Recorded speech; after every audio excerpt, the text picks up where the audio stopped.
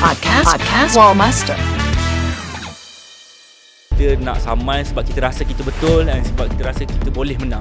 Kita nak menang. Kita nak Kita menang. rasa kita betul. Hai, Assalamualaikum. Bersama saya Azizan Hamizi dalam podcast Wallmaster.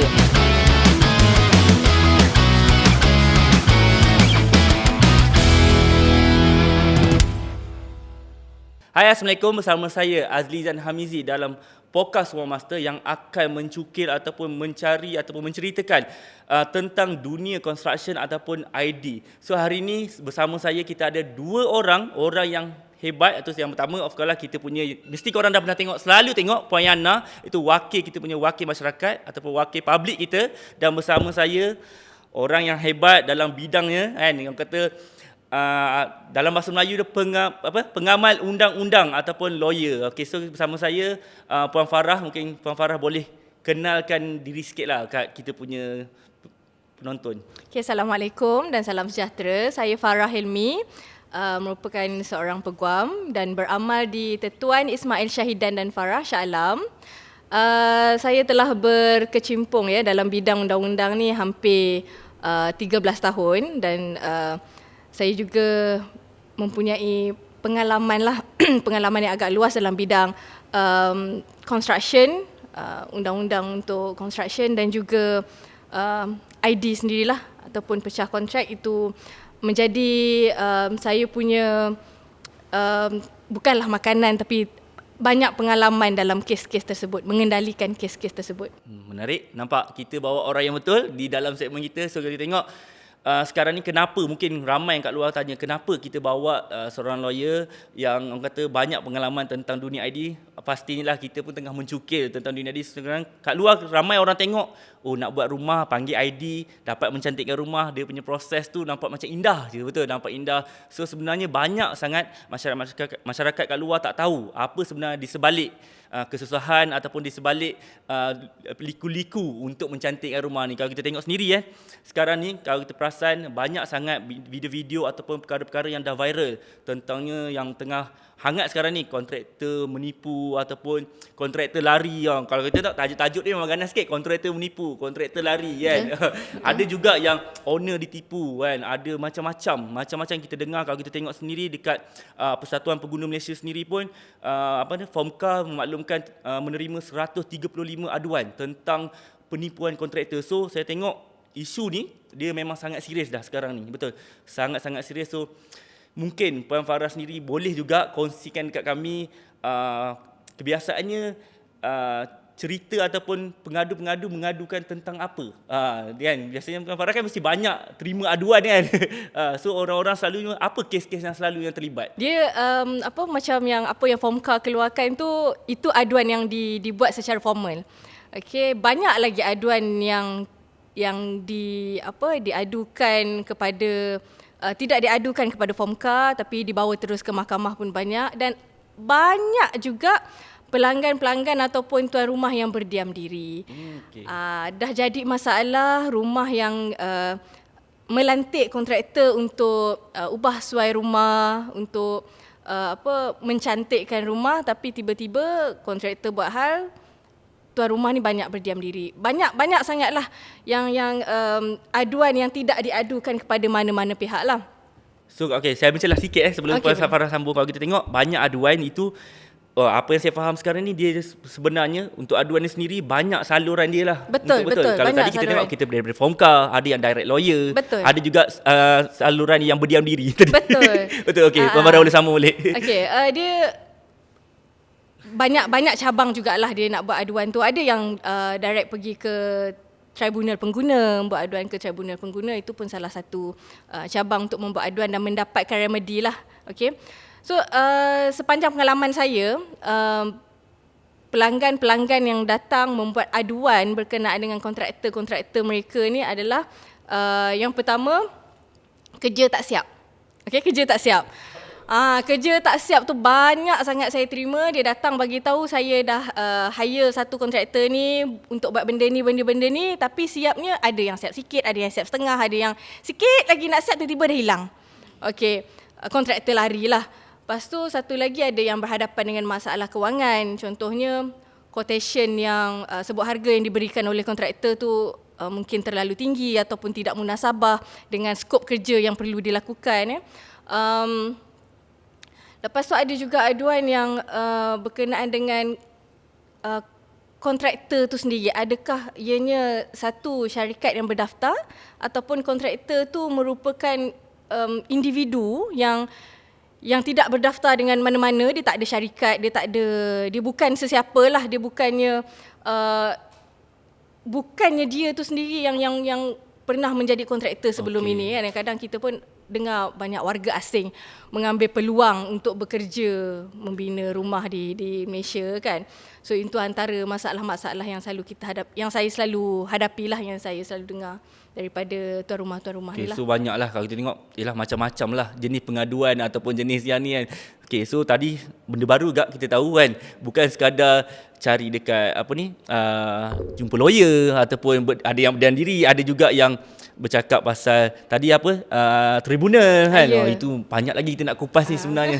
Betul? Betul, tapi nak tanya juga sikit kan, sebab kenapa, apa punca owner rumah ni dia berdiam diri? Kalau macam contohlah, adakah sebab dia tak tahu pun saluran mana yang sesuai? Dia mungkin boleh jadi beberapa faktor, antaranya faktor kewangan lah yang paling utama.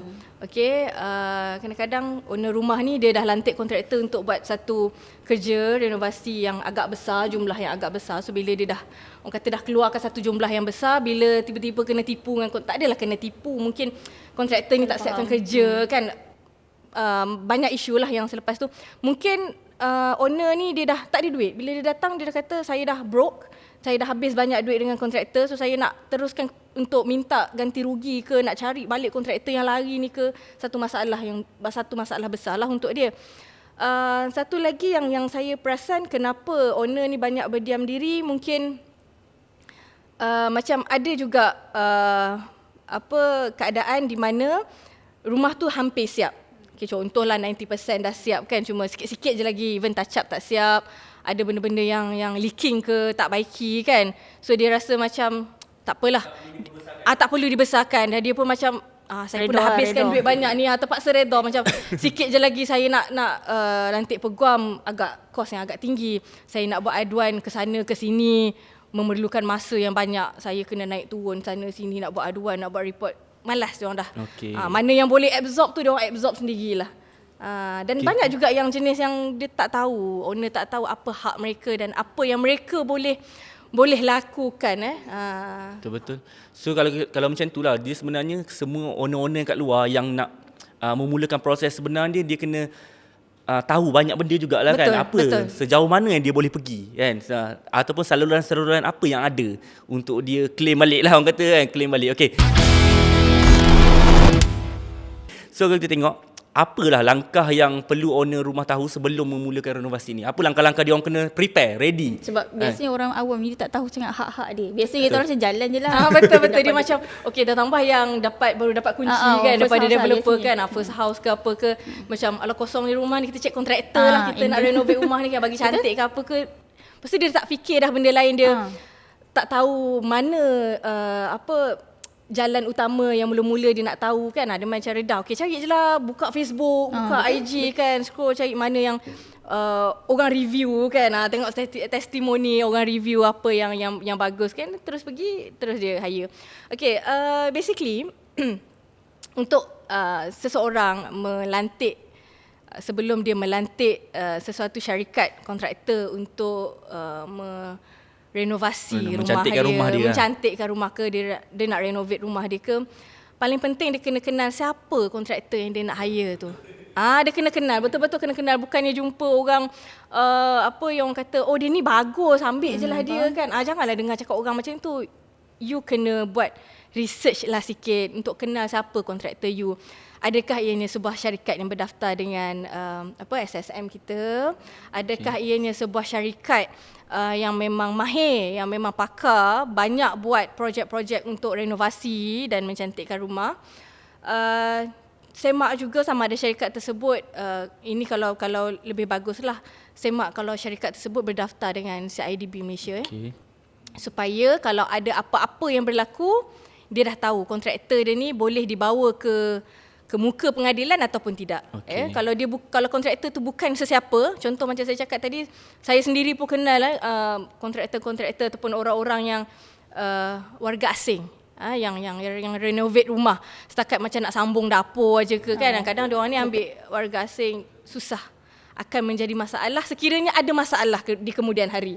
Dia tak boleh nak cari lah orang tu kan.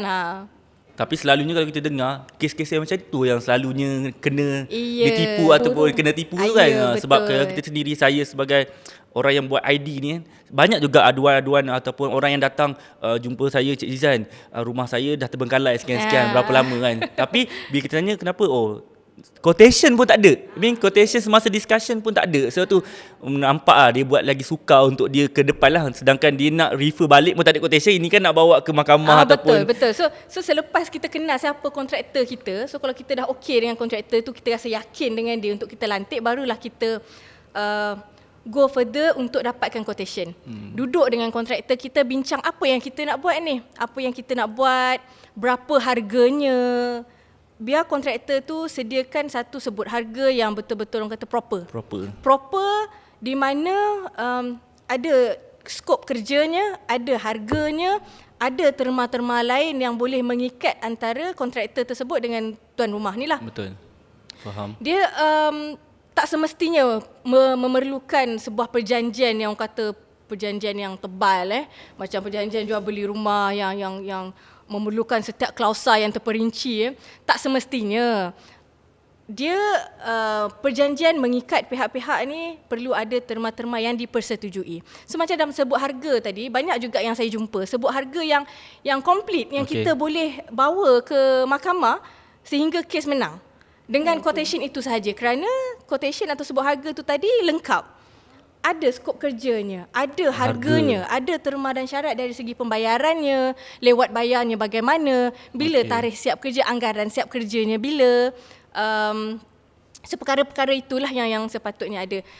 Quotation ni, owner, tuan rumah, dia kena faham tau. Dia kena baca semua, dia kena faham. Bukan kata serah 100% pada kontraktor. Dengar je kalau dia cakap apa. Ya, kontraktor ni kadang-kadang ada terma-terma dia yang kita sendiri pun tak faham kan. Tanya, bincang secara detail, sebab you yang nak bayar kepada kontraktor tu, bukan kontraktor tu yang letak harga dan kita rasa tuan rumah ni kalau rasa harga tinggi, bincanglah.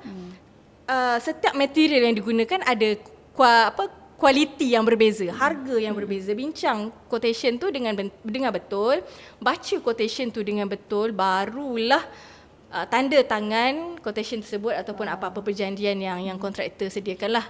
Cool. So kalau kita tengok based on apa yang Fafara cerita ni, bukan setakat kita nak kena tahu kontraktor tu berdaftar ke tak berdaftar. Yang pasti sebagai owner ni sendiri kalau nak deal, perlu ada official quotation. Betul. And perlu detail dengan apa. Ya, macam kita nak beli barang kan. Kalau kita nak beli peti ais kan, mesti kita tahu spek apa, warna apa, dan apa yang kita akan dapat nanti. Okay. So pentinglah, sangat-sangat penting sebab banyak juga kes-kes yang saya dengar ataupun saya terima, selalunya nak extend, suruh orang ni extend. Lepas tu apa deal dalam extend tu tak ada. Apa yang dia akan dapat, apa ni? Panjang mana besar mana. Panjang mana besar mana kan. Macam mana dia akan dapat. Bayar je. Tu mudah lah, memang mudah kena tipu kalau macam tu, betul? Betul. Verbal je lah, verbal. Faham. Yana ada soalan nak tanya? macam muka tu ada soalan nak tanya tu. Sebab saya kira macam first house lah. Saya dah lalui benda ni. Saya tak ada, of course lah, saya akan banyak soalan sebab memang saya banyak deal sebab dengan, tak tahu sebelum ni. Betul. Saya jalan je. Cari kontraktor orang kata okey jalan. Tadi bayar tensi. untuk apa ke kan. Betul. Tiba-tiba tambah. Akan tambah lagi 1,000. Alamak. Boleh lah. Sebaik ada duit lebih tu. Kalau tak ada. Betul. Okey, cuba saya nak tanya lah kan. Contohlah, kalau tadi kita Puan Farah dah bagi tahu kena research tentang siapa yang kita nak berjual beli tu. Yang pertama, lepas tu kita perlu ada official quotation, mungkin preparation tu kita dah bagus dah. Dah cantik dah preparation kita tu. Untuk stage awal ni mungkin kita nampak, kita dah pergi dah office dia, kita dah tengok office dia macam mana, kita dah cukup yakin. Tapi macam mana kalau kita kena tipu juga? Kita sebagai owner kena juga tipu ataupun tiba-tiba kontraktor tu lari. So macam mana kita nak buat? Okey, dia macam ni, dia kalau kita dah tahu kontraktor tu siapa kan, memang legit punya company, kita ada dokumen yang cukup, dia jarang lah kalau yang perkara-perkara yang saya sebutkan tadi tu dah dipenuhi, dah diikuti. Jarang sangat Jarang berlaku lah. jarang lah berlaku masalah-masalah ni. Tapi sekiranya, sebab yalah benda boleh berlaku, sekiranya tiba-tiba tuan rumah tu rasa kontraktor tu membuat masalah. Okey, contoh kerja tak siap ke, tiba-tiba lari ke tanpa sebarang komunikasi. Tuan rumah ni tadi mempunyai beberapa jalan untuk membuat aduan. Pertama sekali, dia boleh cuba untuk kontak semula kontraktor tersebut, tanya kenapa. Berbincang lah. Perbincangan awalan tu sangat penting. Sebabnya kalau direct buat aduan ke apa ke, nanti kan sama ada pihak mahkamah atau pihak tribunal akan tanya apa perbincangan yang terakhir, apa jalan yang cuba untuk diselesaikan kan. Okey, so bincang dahulu dengan kontraktor. Kalau tak dapat, tak puas hati juga, boleh tuan rumah ni boleh bawa aduan dia kepada tribunal pengguna, okey, ataupun boleh berjumpa dengan peguam untuk meneruskan dengan tindakan undang lah, sama ada untuk menuntut ganti rugi sekiranya ganti rugi ada, ataupun untuk meminta pihak kontraktor meneruskan kerja di rumah tersebut. So antara beberapa langkah itu antara langkah lah. Yelah, kalau kita tahu, kalau kita dah prepare, bukan lawyer je lah solution dia. Selalunya see you in court. And apa yang kita tahu kan. Okay, so banyak sebenarnya langkah-langkah. Betul lah, tribunal tu antara satu benda yang saya dah biasa juga dengar kan. Itu orang kata hak pengguna. Betul lah, hak pengguna boleh kita adukan. Kalau kita rasa kita betul dalam cerita tu, kita boleh adukan. Betul. Dia selalunya kalau bawa pergi ke mahkamah ni, banyak ada isu-isu lain lah yang agak complicated, yang dia rasa dia perlukan mahkamah yang selesaikan masalah dia ni. Sebenarnya sebab kita orang awam tak tahu, kita tahu court je. Kita tak ya, tahu tribunal pun tak tahu nama. Betul. Tapi boleh ada masanya kalau jumpa peguam, tak semestinya peguam akan nasihatkan untuk okey kita saman terus. Tak ada pun. Kadang kita akan nasihat untuk berbincang terlebih dahulu. Kalau macam saya, memang itu jalan pertama saya lah, sebab saya tak adalah direct nak saman, because kalau kita dah start saman ni, dia boleh membuka kepada banyak lagi keaiban. Sebab kita akan saman, pihak-pihak ni akan membuka lebih banyak keaiban dan kos yang agak tinggi lah bila dibawa ke mahkamah. So kalau jumpa saya, selalunya saya nasihatkan untuk berbincang. Kita akan jumpa dengan kontraktor untuk berbincang apa yang kita boleh buat. Kemudian kalau owner tu tak mampu untuk meneruskan dengan saman, saya akan nasihatkan untuk ke tribunal pengguna lah. Selalunya begitulah. Sebab saya ada pengalaman yang buat kontraktor guna mulut je. Maksudnya tak ada apa-apa. Sebab biasanya sebab kita buat sikit-sikit macam renovation ID satu okay. So kalau lah diorang just cakap je, diorang pun macam tak ada proper agreement diorang bagi, boleh ke kalau kita sendiri owner rumah yang create agreement tu? Tak ada masalah. Tak semestinya kontraktor yang draftkan perjanjian tu, sebab macam saya cakap pada awal tadi, sesuatu sebut harga kan atau kontrak tu, dia tak semestinya mempunyai klausa-klausa yang detail, yang penggunaan perkataan yang terlalu bombastik kan. It just satu perjanjian yang simple, yang mudah difahami oleh kedua-dua pihak. So kalau dah kedua-dua pihak faham, setuju, maka ianya akan mengikat kedua-dua pihak tersebut. Okey. Selalunya yang buat perjanjian mulut ni kan, betul lah macam Cik Yana cakap tadi, dia renovate sikit-sikit, dia kadang buat ID dekat bahagian bilik saja kan. Okey, cakap mulut, okey, saya nak 10,000 je, you bayar 10,000, saya buat gini. Tapi tak ada pun, tak tahu apa benda yang dia kena buat. Tiba-tiba dah buat, saya nak plaster ceiling, tapi tak ada pun buat. Lepas tu nanti kan kontraktor tu cakap, dah you bayar 10,000 je, takkan saya nak buat semua. Contoh macam tu. Sebab kita dah tak ada hitam putih ni, kita tak nampak kan. So sebaiknya, sewajibnya lah kalau saya kan, apa pun perbincangan dengan mana-mana pihak, pastikan ianya mempunyai bukti dokumentasi lah, dibuat dalam keadaan bertulis secara email ke apa ke, tak ada masalah. Kena valid lah, walaupun agreement boleh tu dibuat daripada owner yang buat agreement tu. Tak ada masalah. Janji kontraktor tu pun okey, setuju. Kalau dia ada apa-apa dia nak amend pun, dia boleh amend dekat situ, dia boleh pindah kat situ. So yang pastinya kena ada agreement lah yang paling Ada penting. hitam Ataupun putihnya hitam lah. putih lah, bukan Ada hitam agreement lah. putihnya. Hitam putih. Ya, Kalau nak ya. selamat cari yang proper punya kontraktor. Iyalah. SDB Itu semua pasti tu. dah ada Ya, kan. Betul. ha. Okey. Tapi saya nak tanya, kalau contoh kita dah buat agreement tapi dia tak berdaftar dalam mana-mana badan apa ni macam CIDB apa semua, SSM pun tak ada. Mungkin dia buat freelance macam mana pula? Yelah itulah. Itu yang kata dia buat freelance ke ataupun tentang yang warga asing betul. ke yang buat kan. Bukan tak boleh tapi ini agak sukar. Agak sukar untuk mendapatkan kontraktor tersebut untuk dibawa ke muka pengadilan ataupun ke tribunal lah, sebab kita nak cari dia pun kadang-kadang kita dah tak tahu. Siapa entah dia freelance, alamat dia pun tak ada. Kita nak serah notis pun tak tahu dekat mana. Kita nak bagi tahu contoh kalau kita pergi tribunal, kita nak bagi tahu presiden tu nama penuh pun kadang-kadang tak tahu, apatah lagi nombor IC, alamatnya pun tak tahu. Susahlah. Masalah yang sangat besar. You nak bawa orang tu, you nak heret orang tu ke muka pengadilan tapi you pun tak kenal orang tu macam mana. You kata, oh saya tahu rumah dekat sini-sini. Dapatkan detail dululah. Senang kita nak berurusan. Sebab semua urusan aduan semua ni documented. Kena ada detailnya. Kalau tak ada susahlah. Dia Nama, nombor IC, itu kalau freelance individu lah. So kalau syarikat ada nombor syarikatnya. Kalau tak ada nombor syarikat, susahlah. Kita tak tahu dia siapa. Dia syarikat sedia berhad ke, enterprise ke kan. Susah. Betul. So, ni di stage awal nampak tak? Kita masih di stage awal. Kalau Di tengok stage awal ni pun sangat kritikal. banyak kritikal, betul. Kritikal. You kena tahu, you kena kenal siapa kontraktor you yang sebenar-benarnya. Senang. Kalau apa-apa jadi masalah, you dah tahu mana you nak cari dia. Betul-betul kalau kita tengok, yelah sebab kita fikir balik, benda ni bukan satu kos yang sikit. Kadang-kadang buat rumah sendiri, kalau kita tengok kan, banyak yang datang jumpa saya sendiri pun bagi tahu, oh saya dah ditipu 100,000 kan, saya dah ditipu 80,000. Ya Allah, banyak tau. 80,000, 100,000 tu bukan satu amount yang kecil. So saya rasa dengan walaupun 10,000 pun dia bukan satu amount yang kecil. Betul, walaupun betul. 10,000. So kenapa kita boleh ambil mudah dengan kadang-kadang kita deal dengan tak ada quotation, dengan tak kenal pasti siapa.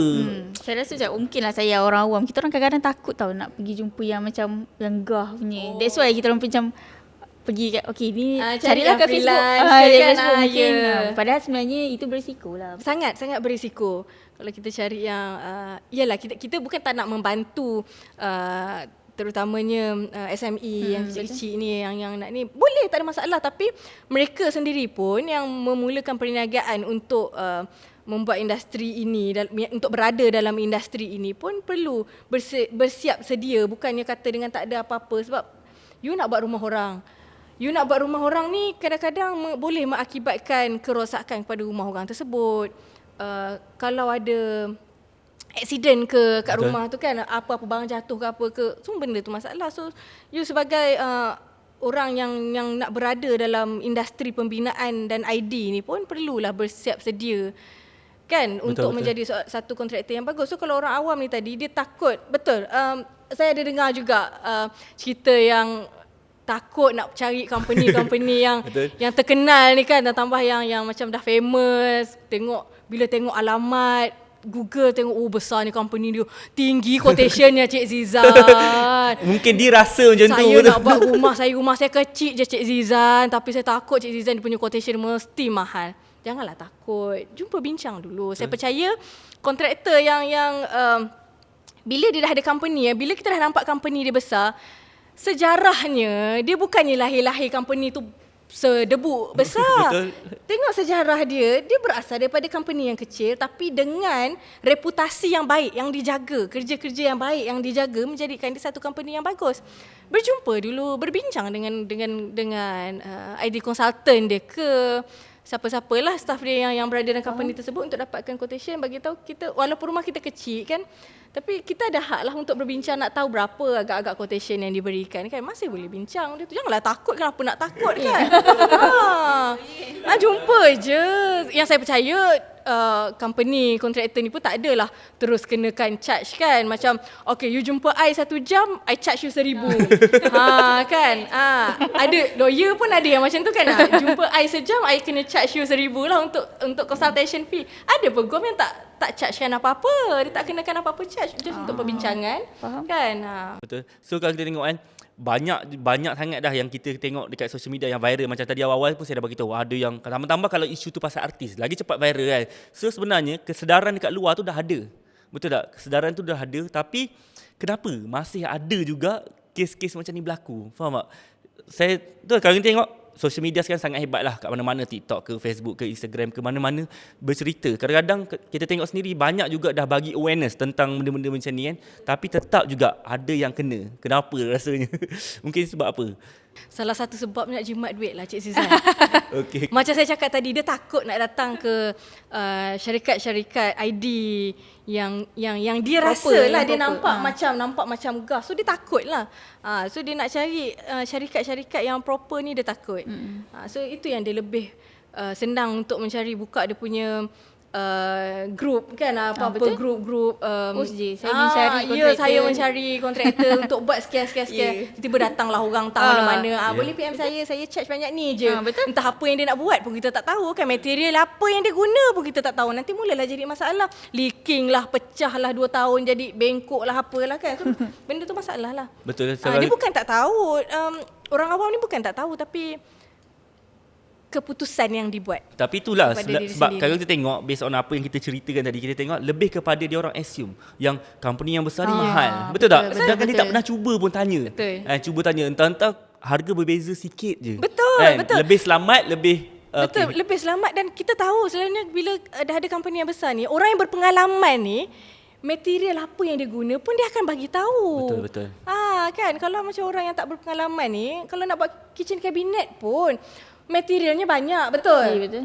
Tabletopnya lain, dia punya pintunya lain, ada aksesorinya pun lain. So kalau jumpa kontraktor yang berpengalaman ni, dia boleh explain lah semua benda tu, so dia boleh tahulah kenapa harga dia begini. So dia dah explain, kami guna material begini. Kalau tak setuju, kita boleh tukar material lain, harga dia sebegini. Okay, boleh betul, bincang. Itulah saya nak tanya, kalau saya sebagai pengguna, saya nak tahu lah. Yelah, orang kata kita tahu kalau kita sekarang kita dah clear, kita dah follow, kita dah cari company yang bagus, kita dah cari orang yang dipercayai, dah ada quotation apa semua. Tapi bila kita nak buat aduan tu, contohlah kita dah cuba guna tribunal ataupun kita rasa kita memang pilih untuk pakai lawyer, contohnya ni soalan saya. Semua lawyer kita boleh approach ke atau ada spesifik? Mana kita tak tahu, betul tak? Takkan kita nak Google lawyer ID, saya tak tahu mana nak cari. Mana nak cari kan? Macam mana kita nak tahu?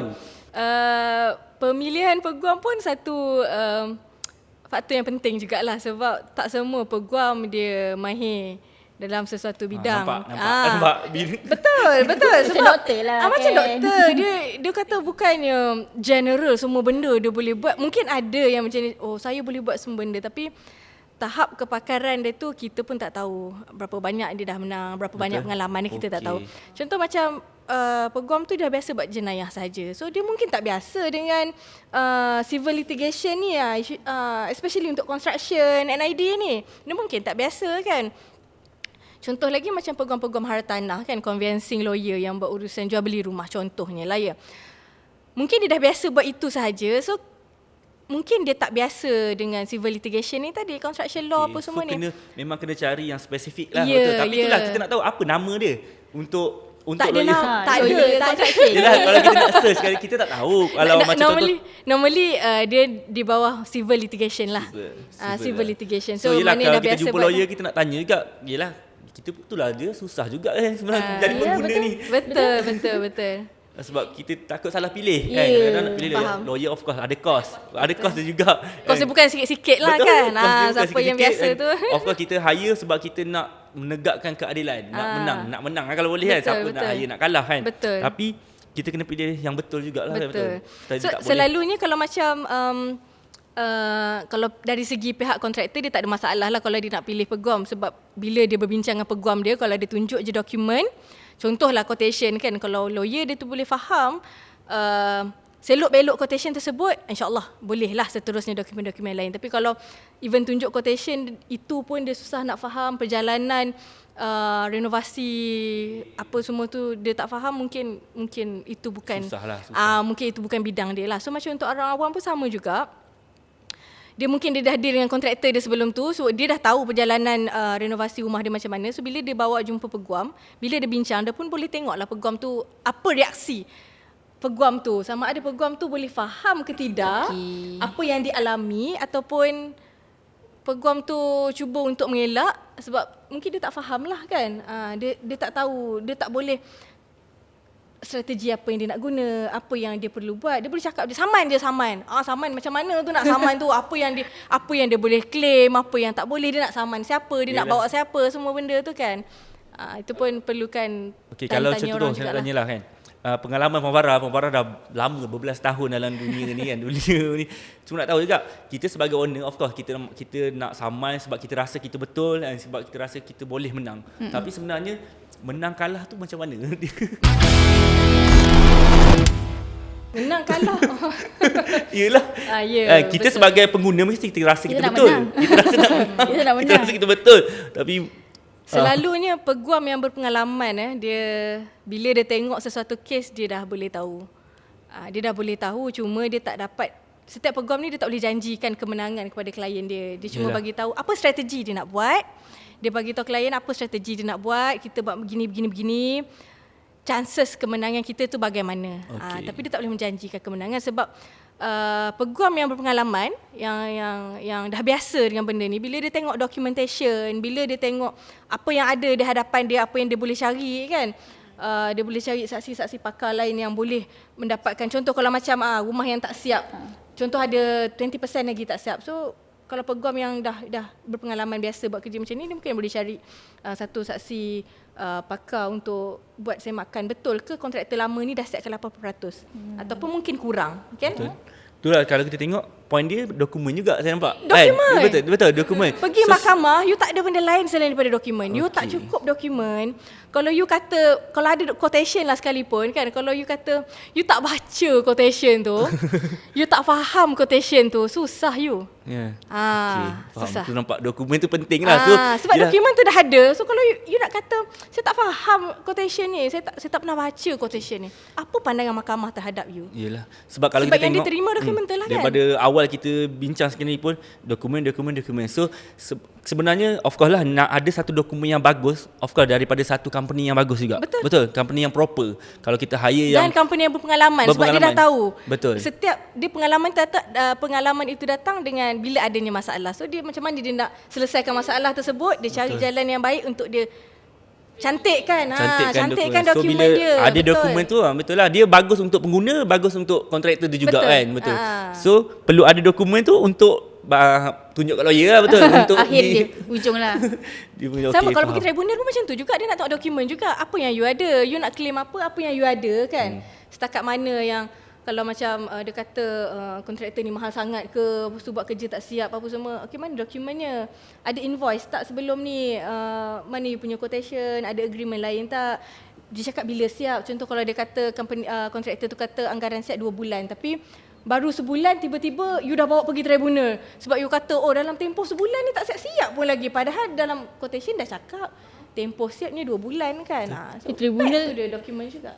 Saya nak tahu juga sikit pasal tribunal. Sebab kita banyak ke mahkamah kan. Tribunal ni sebenarnya dia step sebelum ke mahkamah, betul? Tak ada. Dia sebab Dia satu satu jalan lain lah. Satu jalan lain. Oh, dia berbeza. Dia bukan berbeza. bukan tribunal dia dulu tak lah. payah ada lawyer kan. Ada tak boleh guna peguam pun untuk tribunal Okey. ni. So sendiri. So kalau dia mana-mana pihak pun boleh bawa isu ke tribunal, kontraktor pun boleh. Tuan rumah tadi pun boleh. Kalau ada apa-apa isu, kalau tak nak jumpa peguam, nak direct ke tribunal pengguna pun boleh. So you bawa you punya dokumen, nanti dia kena ada isi borang dia lah, saya percaya isi borang dan cerita fakta-fakta dia tu, lampirkan dokumen, hantar ke tribunal, filekan di tribunal. So nanti dia akan panggil pihak satu lagi. So dia macam ada sort of bukanlah perbicaraan tapi macam ada discussion jugalah. So ada, selalunya akan ada presiden, so akan ada kedua-dua pihak, dia akan dengar macam mana, kenapa, apa semua sebelum satu award ataupun perintah diberikan oleh presiden Boleh tribunal selesai dalam tribunal juga. Boleh. Ada banyak yang boleh selesai, cumanya ada orang berfikiran lah tribunal ni lambat, ke mahkamah lebih cepat. Memang betul, ke mahkamah ni kadang-kadang kita terikat dengan kita punya, mahkamah terikat dengan dia punya tempoh masa dia, perlu selesai dalam tempoh berapa lama. Mungkin cepat sikit lah, tapi tak boleh dijanjikan sebab kita macam ada keadaan-keadaan yang boleh jadi. Sebab saya ada satu kes, start filing dah tahun 2020, 2023 ni pun tak habis bicara lagi Cik Zizan. Okay. Macam mana Lama, tu? lama. Sebabnya antara faktor PKP kita dulu, faktor pertukaran hakim kan. Banyak faktor lah. Ada banyak faktor lagi proses lah. ni makan masa lah. Mana-mana pergi mahkamah pun kalau nasib you kurang baik, makan masanya begitu. Tribunal pun ada masanya sebab bukan sikit orang yang buat Betul aduan ni, faham. banyak. Okey, itu macam ya kita cerita pasal documentation apa semua tadi tu. Mungkin Puan Farah boleh kongsi sikit lah apa sebenarnya preparation dari segi dokumen tu nak kena ada. Contohnya at least kurang-kurangnya contoh kalau saya sebagai owner rumah kan nak hire ID, at least saya boleh minta dokumen-dokumen tu untuk saya ready. Untuk ya, kalau tak ada masalah alhamdulillah lah. Tapi kalau ada masalah dokumen-dokumen ni itu menguatkan. yang membantu. Itu yang membantu. So apa dokumen sepatut selalunya kena ada lah. Dari segi tadi of course quotation kena ada. Itu memang Wajib memang lah. wajib. Wajib, tak boleh nak ditolak lah. Dalam quotation tu pun kena lengkap lah. Okay, sebab ada company yang sediakan quotation berserta dengan perjanjian. Okay, dalam perjanjian dia bukan perjanjian apa, dia perjanjian dia lebih detail dia punya terma dan syarat dia. Dari segi terma dan syarat pembayaran, tempoh masa kerja, kelewatan, defect, liability period. Selalunya kalau company yang berpengalaman ni, kontraktor berpengalaman ni, dia bagi tempoh siap kerja, mungkin dia bagi tempoh 30 hari ke 60 hari ke untuk defect kan, untuk dia datang baiki. So beberapa lagi terma lah yang ada kan. Kalau company biasa, dia dalam quotation dia tu perlu lengkap lah. So owner ni kena, tuan rumah ni kena tengok quotation tu lengkap, adanya nama company tersebut, berserta dengan nombor syarikat, alamat dia, nombor telefonnya jika ada. So dalam quotation tu skop kerja dengan harganya dan terma-terma lain yang sepatutnya yang wajib ada lah dari segi terma pembayaran, tempoh masa siap, apa semua kan. Itu yang paling penting sebelum buat apa-apa kerja lah. So bila dah setuju dengan quotation tersebut, selalunya akan ada, kalau melibatkan renovasi ID ni, selalunya orang nak tengok gambar Cik Zizan, rumah saya nanti jadi macam mana kan. Saya dah minta Cik Zizan buat tema contemporary, tapi saya tak tahu, saya tak nampak macam mana rupanya. So selalunya akan ada satu lakaran lah kan, lakaran 2D atau lakaran 3D.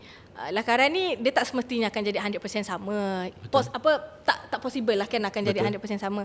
Tapi itu adalah satu guideline. Sekurangnya akan jadi macam ni, insya-Allah kami cuba jadi macam ni seperti mana quotation yang telah dibuat. Based on the quotation, kita nak buat begini, jadilah lakarannya begini. So perlu ada quotation ataupun perjanjian, adanya lakaran.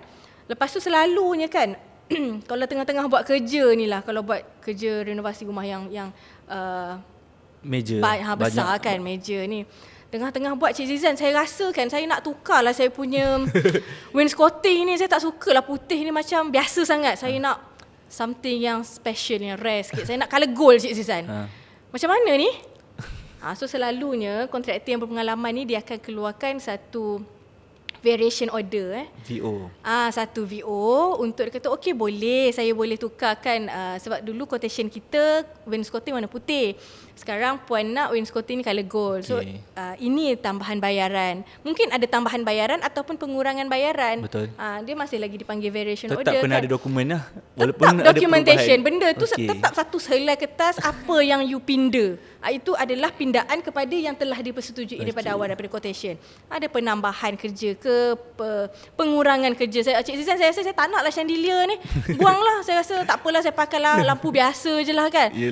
Buanglah, buat VO tu, nanti hujung kali kita akan check balik lah. Okey. Selalu buat saya sebagai ID pula. Saya tanya tadi sebagai pengguna. Tapi contoh lah, kebanyakan macam mana kalau kita ada satu masalah yang kita dah buat quotation, kita dah mungkin ada lakaran apa semua, tiba-tiba di penghujungnya ada yang juga owner-owner yang bagi tahu, saya tak pandai tengok lakaran ni sebenarnya. Saya tak faham quotation ni sebenarnya. Baru tak faham. Macam mana tu? Dia macam buat apa kita ada dokumen lah, dia macam tu lah. Itulah kadang-kadang alam manusia ni kan kadang-kadang ada pelik sikit lah. Dah the end dia selalunya macam mana boleh jadi alasan tersebut berlaku. Itu alasan lah sebenarnya. Selalunya akan jadi alasan lah sebab ada benda yang dia dah tak puas hati awal-awal. Sebab dia bila macam orang bercinta lah, awal-awal semua benda indah, baik semuanya kan. Kan bila dah kahwin nanti kan ada benda yang dia tak puas hati, mulalah dia pendam. The end tu jadilah macam-macam. Okey, So faham. salah satu alasan yang digunakan, saya tak faham quotation, saya tak faham lakaran, everything. Boleh bincang. Boleh bincang. Boleh bincang balik sebab quotation tu selalunya akan ditandatangani oleh kedua-dua pihak. Betul. You dah setuju. So part mana yang you tak setuju, biar saya explain balik macam Betul. tu. Dia sebenarnya dah ada proses perbincangan quotation Ya, tu sendiri. ya. Sebenarnya mustahil untuk tak faham. Dan sepanjang pengalaman saya jugalah mengendalikan kes-kes begini, sepanjang proses renovasi berlaku, memang akan terdapat perbincangan dari masa ke semasa antara kontraktor dia dengan tuan rumah ni. Betul. So perbincangan tu sentiasa berlaku sebenarnya. Betul. Sama ada perbincangan tu boleh berjaya ataupun tidak je lah. Yelah. Betul. So apa-apa pun bincang lah untuk mengeruhkan keadaan. Ya, so perbincangan tu pun kalau boleh, nasihat saya janganlah berbincang secara verbal saja atau oral sajalah. Kalau boleh kita recordkan perbincangan tersebut, sama ada kita recordkan secara even WhatsApp pun boleh, tak ada masalah. So boleh dijadikan satu bukti perbincangan lah. Okay, so seeloknya begitu. Di pihak, mungkin saya banyak cerita di pihak owner saja dia, tapi di pihak Cik Zizan sebagai kontraktor sendiri, apa yang perlu kontraktor ni bersedia kan. Betul. So kontraktor sebagai kontraktor yang baru nak meningkat naik, contohnya kalau dia baru nak berada dalam bidang ini, mahupun kontraktor yang telah lama berada dalam bidang ini tapi mungkin ada benda-benda yang dia tak tahu, make sure you punya quotation elok, proper. Ada perjanjian lah seeloknya yang dilampirkan bersama quotation tersebut, beberapa terma yang dipersetujui antara pihak-pihak. Lakaran tadi, dan saya percaya selalunya kontraktor berpengalaman ni dia ada dia punya schedule of work dia. Betul, work program. Okay, work program dia dah siap, nanti kan dia ada dia punya progress report dia yang cantik, yang elok. So dia boleh pantau kerja dia, apa yang dia dah buat, berapa persen dah buat, apa lagi yang dia perlu buat. Sebab nanti selalunya bila dah siap kerja, dah handover, nanti dah akan ada defect liability period dia pula. So daripada situ dia boleh tahu apa yang defectnya, apa yang boleh dibaikinya kan. So kontraktor pun perlu bersiap sedia dengan dia punya documentation dia yang proper. Senang.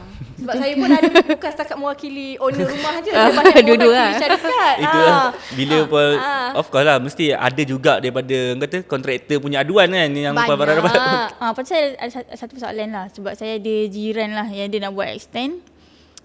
Lepas tu bila tengah-tengah buat renovation tu, tiba-tiba dia kena tahan dengan MBSA. Kena buat permit lah. So boleh cerita sikit tak, permit tu sebenarnya siapa yang nak kena apply? Okey, dia selalunya kalau melibatkan pihak majlis, pihak berkuasa ni, kalau renovasi rumah tu yang melibatkan pembinaan lah.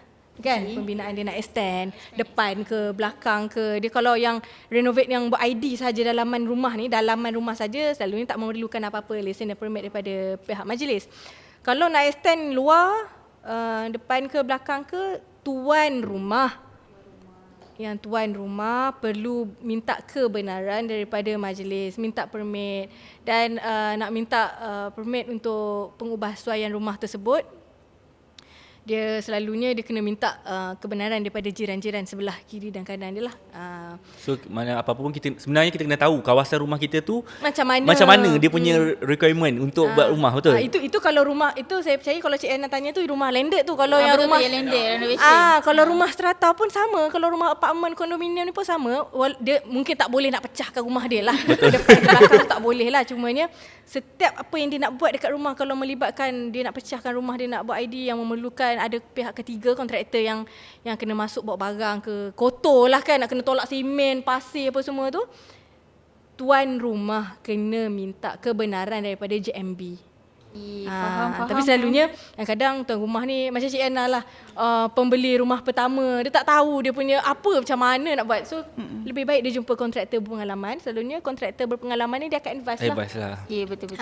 Okay, so point Anna kena sepatutnya kena minta permit ni. Selalu kontraktor tak terlibat, dia cuma boleh bagi nasihat, advice. Tuan rumah lah yang akan apply. Ada juga kontraktor yang apply. Ada juga tolong. Ada tolong, ada juga macam tu. So bayaran semua daripada tuan rumah lah. Kalau tuan rumah lah sebab tu rumah dia, permit dia yang minta. Okey, faham. Ada juga kontraktor yang tolong buat, mungkin dia absorb lah, tengoklah. Kalau dia kata itu yang dia buat, dia tolong buat ke apa semua, mungkin ada bayaran yang dikenakan lah oleh kontraktor tersebut. Okay, contoh macam tadi kita dah faham dah, kita nak buat rumah pun kena minta juga kan, approval daripada orang kan. So kita nak tahu juga, kadang-kadang sebagai Puan Farah kan banyak terima aduan daripada pengguna ataupun kontraktor sendiri kan. Tapi saya nak tahu juga, kalau saya sebagai pengguna datang buat aduan, adakah ada peluang ataupun peluang untuk saya untuk buat salah tak? Orang kata pengguna tu sendiri, kadang-kadang dia rasa dia betul kan, dia rasa macam saya dah betul dah ni nak buat aduan ni kan, pergi jumpa lawyer, apa end up saya tengok orang kata peluang-peluang yang boleh buatkan kita kalah. Peluang.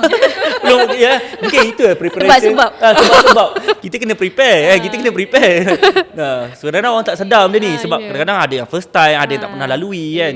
So inilah pentingnya berjumpa dengan, kalau dia jumpa peguam lah, inilah pentingnya dia jumpa dengan peguam yang betul, dengan peguam yang berpengalaman, yang pernah mengendalikan kes-kes sebegini. Sebab dia dah tahu apa yang dia nak, peguam tu dah tahu apa yang dia nak tengok dokumen apa yang dia ada. So kalau dia nampak ada lompong kekurangan dari segi anak guam dia, apa yang tak cukup, dia akan bagi tahulah, dia akan minta okey saya perlukan ini, okey saya perlukan begini. So dia akan bagi tahulah. Itu untuk mengurangkan risiko yang klien tersebut menghadapi masalah lah. Okey, faham. Tu saya nak, saya tukar soalan sikit lagi Okey, sebab yelah hal-hal ada Puan Farah kat sini sebagai lawyer kan, yang memang berpengalaman kat sini. Saya nak tahu juga, sebab kat luar sana saya dengar banyak cerita yang kadang-kadang kita cerita owner kena tipu, tapi kita cuba kita tukar pula tajuk dia ni pada kontraktor pula ditipu. Contoh kontraktor ditipu, sebab kebanyakan kontraktor yang tak boleh survive kat luar sana sebab di selalunya, bukan banyak lah, saya sendiri pun banyak buat kes macam tu, mewakili kontraktor, kesian. Dia tak boleh nak survive sebab selalunya dia ditipu oleh di progress payment yang terakhir. Kadang-kadang owner pula yang tak nak bayar, yang saja tak nak bayar. So macam mana pula tu? Itu yang saya cakap, pentingnya kontraktor ni pun mempunyai ilmu pengetahuan. Dia celik undang-undang juga untuk dia tahu apa hak dia. Sebab banyak yang saya jumpa kontraktor ni, walaupun documentation dia dah elok, kerja dia pun dah elok, tapi customer tak bayar. Betul. Customer tak bayar. Customer tak bayar ni banyak juga sebab ada dia kata dia tak puas hati dengan hasil kerja. Ada yang dia tak puas hati dengan tempoh masa kerja tu, dia kata dah lambat lah apa semua, so dia tak nak bayar. So kebanyakan kes yang saya buat mewakili syarikat kontraktor yang mana customer dia tak bayar. Customer tak bayar. Customer tak bayar, kesian lah. Tapi nasib baiknya syarikat kontraktor ni setelah dinasihati, dia mempunyai dokumen yang bagus. So bila kita bicara di mahkamah, kontraktor tersebut boleh dapat balik duit yang sepatutnya yang dia dapat. Okay, macam Cik Zizan cakap tadi, normally klien ni dia progress payment dia yang last. Betul, kan yang hampir-hampir last tu yang selalunya customer ni hold payment because dia kata ada masalah gini kan. So bila kontraktor ni memberi cadangan untuk membaiki rumah tersebut, ada kalanya tidak diberi peluang oleh customer kan. So bila kontraktor ni telah berbincang, memberikan jalan penyelesaian kepada customer tadi untuk siapkan rumah dengan baik apa semua dan minta bayaran, tapi kalau dia tak buat bayaran juga, proceed lah, boleh proceed lah. Boleh proceed ke mahkamah, tak ada masalah. Sebab saya pun banyak dah beberapa kes menang untuk kontraktor tak dapat duit daripada customer. Customer hold payment, katanya ada defect everything, tapi bila kita ada yang dah buat balik, dah siap semua pun tak bayar. Ada yang kita nak masuk untuk baiki, dia tak bagi. Macam-macam lah, banyak-banyak ni. So bila dah bicara ni, semua benda akan terdedah. Dari kedua-dua pihak akan terdedah. Kontraktor punya cerita pun akan terdedah, customer punya cerita pun akan terdedah. Mahkamah yang akan membuat keputusan. So kebanyakannya untuk kontraktor pun memang banyak kita menang lah, kontraktor akan dapat balik. Sebab itulah pentingnya kontraktor pun jaga dia punya dokumen. Jaga dia punya perbincangan dengan customer dia, jaga dokumen dia, jaga dia punya tempoh masa kerja. Dan sebagai customer pun, tadi kita dah bincang panjang lebar apa hak-hak customer. Customer pun antara satu tanggungjawab besar yang perlu dilakukan adalah memenuhi progress payment kepada kontraktor. Okey, betul. Okay, progress payment tu biasanya kita akan cerita awal-awal kan. Sepatutnya dah dipersetujui waktu quotation lah. Betul. Sepatutnya begitu. Kalau kontraktor berpengalaman memang dia dah bagi tahu teruslah dalam quotation bagi tahu okey nak start berapa and then second stage bila berapa persen pula kena bayar sampai kan banyaklah. Tapi kalau contoh di pertengahan progress payment tu kita tak dapat mengikut perjanjian progress payment. Kontraktor berhak tak untuk stop ataupun jadi satu kesalahan kalau dia stop? Bergantung kepada terma dan syarat yang ada dalam quotation atau perjanjian tersebut lah. Okay, sekiranya terdapat terma di dalam perjanjian kontraktor yang mengatakan sekiranya customer tidak dapat mengikut bayaran, mengikut progress payment yang telah ditetapkan, setelah tempoh masa lanjutan diberikan tak dapat juga buat bayaran, kontraktor berhak untuk menghentikan kerja. Okay. Because yang saya percaya kontraktor ni dia buat kerja dia dapat tahu, dia kontraktor, dia dah biasa, dia tahu berapa banyak kan, berapa persen dia dah siap. Betul. Sebab tu dia minta kan. Bukannya kata dia petik daripada langit macam tu je. Okay, saya rasa dia siap semua dah ni. Dia selalunya orang yang berpengalaman ni dah tahulah. Yalah. Okey, faham. Okey, so mungkin Puan Farah sendiri ada nasihat lah juga kan, nasihat kepada kontraktor dan juga owner lah, jadi dua-dua dah kat sini. Sebab saya rasa dua-dua pun perlu ambil tahu and perlu serius dalam proses ni sebab dua-dua pun ada mungkin peranan dia kan. So mungkin Puan Farah boleh bagi sedikit nasihat untuk kita kurangkan masalah-masalah ni kat luar sana. Kalau kita tengok walaupun kat luar sana banyak dah cerita-cerita yang viral, banyak dah cerita-cerita yang terjadi, tapi tetap banyak juga kes-kes ni jadi. Mungkin Puan Farah ada sikit sebanyak nasihat kat diorang ni. Celik ilmu pengetahuan lah. Celik undang-undang. Tahu hak masing-masing. Sebagai pengguna, sebagai tuan rumah pun dia kena tahu hak dia lah. Okay, cari kontraktor yang betul, yang berdaftar apa semua, yang berpengalaman. Perbincangan sebelum menetapkan satu quotation tu, bincang betul-betul material apa nak guna, apa kerja yang nak dibuat, apa yang nak dipasang, harga, bincang betul-betul dapatkan satu quotation yang lengkap. Kemudian dalam quotation tersebut adalah perjanjian lain yang klausul-klausul lain yang mengikat, contohnya dari segi pembayaran tadi itulah kan, pembayaran, tempoh masa kerja. Sebab jangan kadang customer ni pun dia tertukar, dia tak faham kalau kontraktor kata anggaran masa siap kerja. Anggaran is anggaran ya. Okay. Anggaran is anggaran. Itu adalah guideline kepada kontraktor kalau tak ada apa-apa masalah, tak ada apa-apa kacau ganggu. Sebab kadang dalam satu rumah tu bukan satu kontraktor je yang buat kerja tu. Betul. Kadang kalau buat major renovation rumah tu, kadang wiring orang lain, dia lantik kontraktor lain. Untuk pecah-pecah bangunan tu pun orang lain. Renovasi orang lain. So dia tak boleh nak samakan ketiga-tiga quotation kontraktor tu tadi, dia nak gerak serentak tak boleh. Betul. Pergerakan sesuatu renovasi tu berbeza untuk setiap rumah. Dia orang kata setiap fakta kes ni berbeza lah kan. So you kena tengok anggaran tu, anggaran masa siap adalah anggaran sahaja. Kena tengok apa situasi dalam kes kita tu lah. Maksudnya anggaran tu tak boleh dijadikan satu bukti kukuh. It's not satu benda yang strict. Kalau kata 30 hari kena siap. Tak boleh lah. Contohnya kalau ada kontraktor lain yang dia lantik untuk buat benda lain yang mengganggu kerja kita kan, masa akan lari. Satu. Yelah. Yang kedua, kalau tiba-tiba tuan rumah kata nak buat penambahan benda lain kan, dah plan buat A, sekali tak setuju nak buat B, berubah masa, berubah. Betul. Berubah kos pun sekali, bukan setakat masa je berubah, kos pun berubah Cik Zizan. Kan? Betul. Bila kata saya nak bilik air besar ni, dia tiba Cik Zizan saya tak setuju lah, saya tak muat saya nak mandi, saya nak ada bathtub pula. Besarkan lagi bilik air saya, letak bathtub. Bukan setakat masa, kos pun tambah kan? Betul. So perbincangan untuk mendapatkan quotation tersebut kena perhatikanlah. So setiap penambahan kerja, arahan penambahan kerja ataupun pengurangan kerja, make sure documented. Setiap perbincangan pun perlu bertulis lah kalau ikut. So senang nak buat. Senang lah kalau ada masalah nanti nak bawa ke muka pengadilan nanti senang. Kontraktor pun sama je dua-dua pihak ni. Sebab kalau kita pergi ke mahkamah sekalipun, dua-dua pihak ni akan bentangkan dokumen juga. Betul. Kan? So kontraktor pun jaga you punya quotation, jaga you punya terma-terma dan syarat perjanjian you. Jaga you punya work progress. Jaga you punya lakaran. Jaga you punya progress report nanti, okay? Untuk you, kalau you dah buat defect pun, jaga you punya report untuk defect.